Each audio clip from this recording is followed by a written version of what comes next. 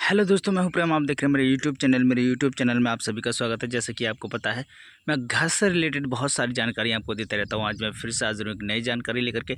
आप देख रहे होंगे, देखिए हमारे कॉलम जो है उनकी कास्टिंग स्टार्ट हो गई है। और देखिए कॉलम कास्टिंग करते वक्त आपको एक बात का विशेष करके ध्यान रखना चाहिए, ये मैं आपको चल करके बताता हूँ। देखिए अगर आप इस चीज़ का ध्यान रखेंगे तो आपका जो कॉलम है ना, वो बिल्कुल सीधा निकलेगा। कहीं भी आपकी जो आउटर की दीवार है, देखिए उससे आपको कॉलम बाहर नहीं होगा। अगर आपका कॉलम अंदर की साइड जाता है तब भी देखिए आपको नुकसान है, और देखिए बाहर की साइड जाता है तब भी आपका नुकसान है। तो देखिए जब भी आप कॉलम भरें इस तरीके से, तो आप ये रंगत देख रहे होंगे। ये हमारी जो बाहर की जो हमारी 9 इंच की दीवार आ रही है, ये वाली, देखिए इस ईंट से इधर का जो प्लॉट है वो किसी और पर्सन का है। और देखिए इस तरीके से आपको करना चाहिए। ये आप देख रहे होंगे, ये आपकी 9 इंच की ईंट होती है, आपको पता ही है। और 9 इंच की ये वाली देखिए प्लाई बोर्ड, जो लोहे की आप एंगल दिख रहे हैं, ये होती है। देखिए जब आप कॉलम भरें तो आपकी जो वाली एंगल है, ये बाहर वाली आउटर वाली, ये वाली देखिए इसमें ये नट कसा जा रहा है। ये वाली जो एंगल है देखिए बिल्कुल आपकी इसकी सीधी होनी चाहिए। आप विशेष करके ध्यान रखें। या तो आप स्टार्टर बना लें पहले। अगर आप स्टार्टर नहीं बनाते हैं, इस तरीके से यूज़ करते हैं, तो देखिए आप क्या करें, इस एंगल को बिल्कुल इसके सीध में रखें। और देखिए इसी तरीके से इस सिंगल को बिल्कुल इसके सीध में रखें। अगर आप स्टार्टर नहीं बनाते हैं, अगर आप ऐसा काम करते हैं, तो देखिए आपको इस बात का ध्यान में रख के काम करना चाहिए। अगर ये हिस्सा आप मिला के चलेंगे दोनों साइड का, तो देखिए अंदर का जो हिस्सा है वो आपका खुद भी खुद मिल जाएगा। क्योंकि 9 इंच की आपकी ईंट होती है, और 9 इंच का जो हमारा देखिए जो लोहे की एंगल है वो भी 9 इंच की होती है। तो आप एक साइड बाहर की साइड मिला लें, अंदर की साइड आपका खुद ब खुद मिल जाएगा। और आप यदि इसे ना मिलाते हैं, इस तरीके से ही भर देते हैं, तो देखिए आपका जो कॉलम है ना, वो या तो इधर को इस तरीके से तिरछा हो जाएगा, या फिर अंदर को इस तरीके से तिरछा हो जाएगा।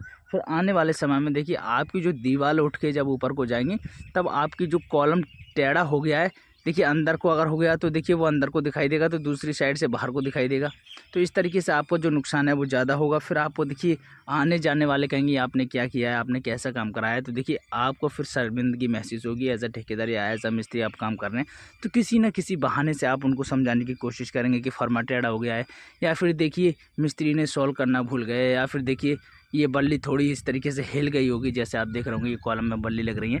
तो नाना प्रकार की आप बातें बना करके उन्हें संतुष्ट करना चाहेंगे। तो इससे बेहतर मैं सबसे बड़ा जो सॉल्यूशन है वो मैं बता रहा हूँ। अक्सर गलतियाँ यहीं से होती हैं, क्योंकि मैं इस काम में वर्क कर रहा हूँ। तो दोस्तों आपको देखिए इसकी नॉलेज नहीं है, तो मैं आपको बता रहा हूँ, घर बैठे इस तरीके से आपकी गलती ना हो। अभी तो फ़िलहाल में ये हमारा फर्मा जो खड़ा है देखिए बिल्कुल ठीक खड़ा है, लेकिन ये भरा नहीं गया है। अभी मैं बता दूँ, देखिए भरा क्यों नहीं गया है, मैं आपको दिखा देता हूँ। देखिए आप देख रहे होंगे अभी ये खाली है यहाँ से, क्योंकि ये माल क्या है कि कल हमारा नाइट में काम चला था, शाम को 7 बज चुके थे। तो हमारा जो फर्मा था दोस्तों, ये काफ़ी, इसमें कम से कम 2 कट्टे का माल लग जाता, 2 से ढाई कट्टे का। तो इसमें देखिए कल टाइम ना होने के कारण हमने इसे नट बोल्ट कस करके इसका फिटिंग कर दी है। लेकिन अभी हम इसका कार्य जो है वो आज करेंगे।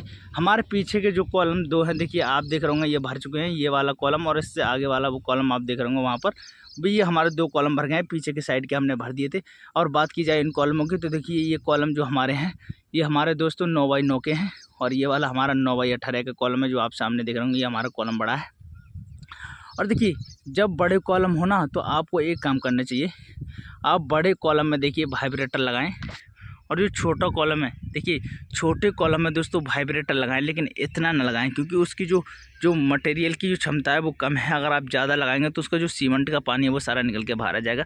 लेकिन बड़े कॉलम में अगर आप ज़्यादा देर लगा देते हैं तो कोई दिक्कत नहीं है। कम से कम आपको ज़्यादा नहीं तो कम से कम 30 से 35 सेकंड आपको लगाना चाहिए। 1 मिनट से तो ज़्यादा आपका वाइब्रेटर ऊपर जाना नहीं चाहिए। लेकिन हालांकि मैं 30-35 सेकंड आपको बहुत बता रहा हूँ। आपका वाइब्रेटर देखिए वहाँ से ऊपर से डायरेक्ट नीचे तक नहीं आएगा। आपका वाइब्रेटर वहाँ से देखिए आधा जो हमारा कॉलम का एंगल दिख रहे होंगे आप, यहाँ तक आसानी पूर्वक आ जाएगा।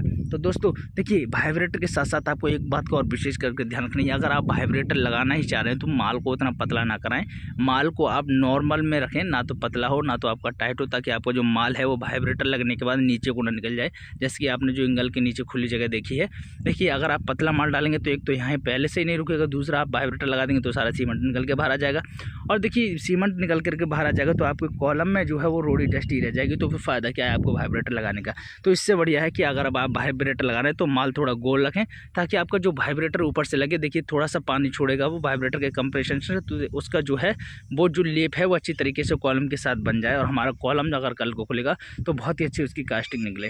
देखिए जब आप कॉलम खड़ा करें तो उससे पहले आप अपने प्रॉपर तरीके से इस तरीके से देखिए कॉर्नर बना लें, ताकि आपको कॉलम खड़ा करने में किसी तरीके की दिक्कत ना हो। लेकिन मैं आपको एक चीज़ और बता देता हूँ यहाँ पर अगर जैसे आपने इस तरीके से रोड़ी डाली है तो यहाँ पर आप 2 सरिया और बांध लेते, एक सरिया इधर को निकाल लेते, एक सरिया इधर को निकाल लेते, और एक सरिया अगर इस सरिया से बांध के इधर को निकाल लेते और एक से साइड निकाल लेते, तो आपकी जो सरिया बाहर को निकल आती दोस्तों 3-4 इंची, तो उस पर आपका जो कॉलम है ना वो बहुत ही आसानी पूर्वक टंग जाता है और उसके ऊपर आपको दिक्कत नहीं होती किसी भी तरीके से खड़े करके बोल्ट डालने में। और देखिए आप उन सरियों को क्या करते बाद में ग्राइंडर के जरिए काट सकते थे, लेकिन मैं आपको ये सुविधा बता रहा हूँ। अगर आप एज अ मिस्त्री काम कर रहे हैं तो आपको पता होगा, अगर आप नहीं कर रहे हैं तो देखिए आप 2-2 सरियाँ निकाल दें, 2 इधर को उसमें तार बांध करके और 2 इधर को, ताकि आपका जो जो फर्मा है ना वो आसानी पूर्वक कोने पे देखिए आसानी पूर्वक आपका खड़ा हो जाए। अक्सर जो फर्मे होते हैं दोस्तों वो कोने पे ही दिक्कत करते हैं, बीच वाले फर्मे देखिए आसानी पूर्वक खड़े हो जाते हैं। आपको मैं इस वजह से कह रहा हूँ क्योंकि आपकी जो प्लेट है जो भारी है लोहा है देखिए वो इस तरीके को झुकेगा तो आपको दिक्कत करेगा, और अगर आप सरिया बांध देंगे तो आपको दिक्कत नहीं करेगा। तो दोस्तों मिलते हैं नेक्स्ट वीडियो में, तब तक के लिए बाय।